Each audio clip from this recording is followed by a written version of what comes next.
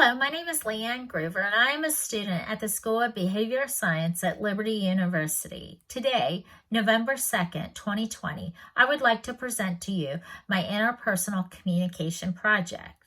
Interpersonal communication is the ability to exchange information, feelings, and meaning among two or more people. It can be verbal communication, such as what we say and how we say it, or nonverbal communications, such as through our body language, such as our eyes and our hands. It can also relate to the tone of our voice. Are we being soft-spoken, or are we demanding something? Interpersonal communication also relates to our listening skills and if we are being effective listeners or not. Why is interpersonal communication skills important?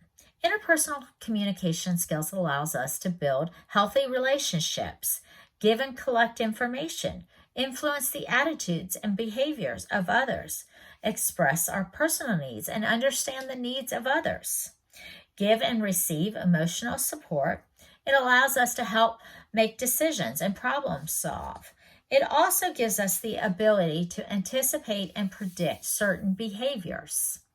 In this presentation today, I am going to explain to you my personal behavior blend and how my background plays a role in my interpersonal communication ability. I am also going to touch on my communication barriers that affect how successful I am or I am not in communicating. I am going to talk about my personal goal and strategies and how I plan to implement a successful plan so that I can be efficient with my interpersonal communication skills in my professional career and my personal life. Now let's start with my personal blend and background and how it plays a role in my interpersonal communication skills. To help me understand how I think and communicate, more specifically how I feel others would like me to communicate, I took the Uniquely You personality test. Uniquely You, along with Mel Carbonell's book, How to Solve the People Puzzle, Understanding Personality Patterns, describes how everyone fits into 4 different personality blends. There is a D personality blend, which represents an active, task-oriented person. I personality blend represents an active, people-oriented person. C is a more passive and task-oriented person, while S is more of a passive, people-oriented person. Uniquely You assigned me that I fell into the S personality blend. I am a steady, stable, but however, there are times that I am shy and submissive. Uniquely You test provides to you after completion 2 graphs. Graph 1 shows what I feel is expected of me, more specifically how I think people expect me to behave. It is my normal, guarded, and masked behavior. While Graph 2 shows me how I feel I am. It shows how I feel and think under pressure. It is my normal, guarded, and unmasked behavior. In Graph 1, now remember, this is how I feel from the outside. It showed that I am more of a people-oriented person that likes to take an active role, while at times prefers to be more passive. I'm a sensitive person while being submissive. I typically like to blend into large parties and events. I love to encourage and help others, but sometimes I feel that others take advantage of me. In Graph 2, remember, this is how I feel inside. I enjoy interacting with others in smaller situations. I am passionate about inspiring and supporting others. I am very well organized and I function better in a well-organized environment. I find that I tend to think and worry more about situations than others. One area that Uniquely You claimed that I disagree with is it claimed that I like to step outside my comfort zone. I typically do not like to step outside my comfort zone. I would like to take a moment to talk about my background and some identity influencers that play a part in who I am. I grew up in a Christian family in a rural town in Pennsylvania. I was raised by 2 loving parents who always were willing to lend a helping hand to those in need. I lost my brother at age 6, and from that point on, I was raised as an only child. After graduating from a small Methodist college, I married my husband of 28 years, and we have 2 beautiful daughters. For most of my life, I've had a successful career in sales. Let's take a moment now to talk about some communication barriers that I personally struggle with. Sometimes I find that when I'm the listener, I am not fully listening because in my mind, I'm already trying to determine how I'm going to reply when it is my turn to speak. Another example that I struggle with is sometimes the talker recognizes my feelings through nonverbal communication that I do while the talker is speaking. There are also times that I find that I interrupt and give unwanted advice. As a talker, sometimes I feel it is very hard for me not to allow my emotions to take control of the conversation and what I am saying. When this happens, it causes me to be more accusing and attacking the other person.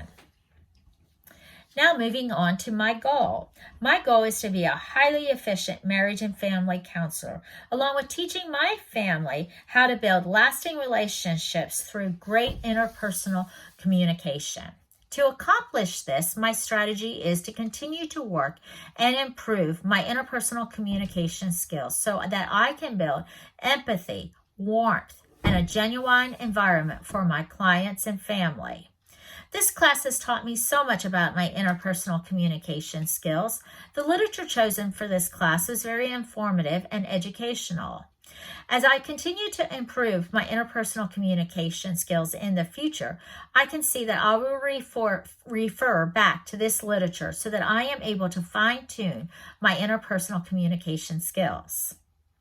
For example, in Helping Skills of the Human Service Worker, Building Relationships and Encouraging Productive Change by Kenneth France and Kim Winkle, I learned and will continue to learn how to ask open probe questions, ways to respond to different statements, which will help me build stronger relationships with others, how to solve problems successfully, how to communicate successfully with nonverbal communication.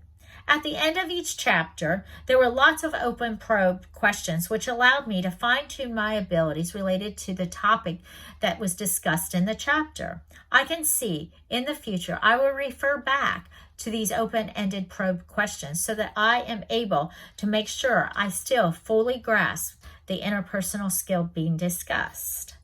In another book, Why Don't We Listen Better? Communicating and Connecting in Relationships by James C. Patterson, I learned that connecting in a conversation is very critical to the success of that conversation.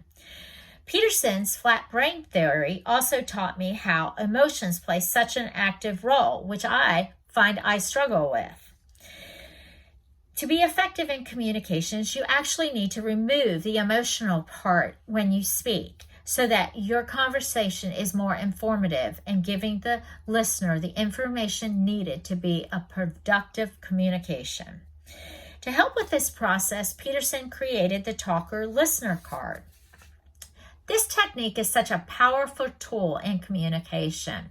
By using the card, the talker knows how to be an effective talker while the listener is learning how to listen fully and understand every word being said. This card I will not only use in my family, but I also can foresee using it in the future in my counseling career. Peterson also talked about 10 communication barriers that people typically struggle with, and I struggle with a few of them. Personally, I struggle with the why. I typically ask my daughters a question like, why did you go to that party? When I put the why in front of the question, Peterson claims that I have a hidden agenda and an accusing tone associated with why did you go to that party? Another barrier that I struggle with is the I understand. Just last week, I found myself in this situation. A friend of mine came over to tell me that her and her husband are getting divorced and that she is very scared. I immediately responded with, I understand divorce is scary. How do I understand divorce is scary? I've never had a divorce. I don't know what it feels like. I don't know if it's scary. By doing this, I caused my friend to stop talking. She probably thought that her feelings weren't important to me. In the final book in the class, Essential Guide to Interpersonal Communication, Building Great Relationships with Faith, Skill, and Virtue in the Age of Social Media by Quentin Schultz and Diane Bazinski. In this book, I learned the importance of being grateful by encouraging and advocating for others. I also learned that I need to pay more closer attention to being more transparent when I communicate so that I am honest and sharing exactly what my needs and wants are. The last 7 weeks have been greatly beneficial for me by providing me with the tools and resources to help me obtain excellent interpersonal communication skills. I am sure that I will refer to these books in the future so that I am able to fine-tune and be fluent in my interpersonal communication skills.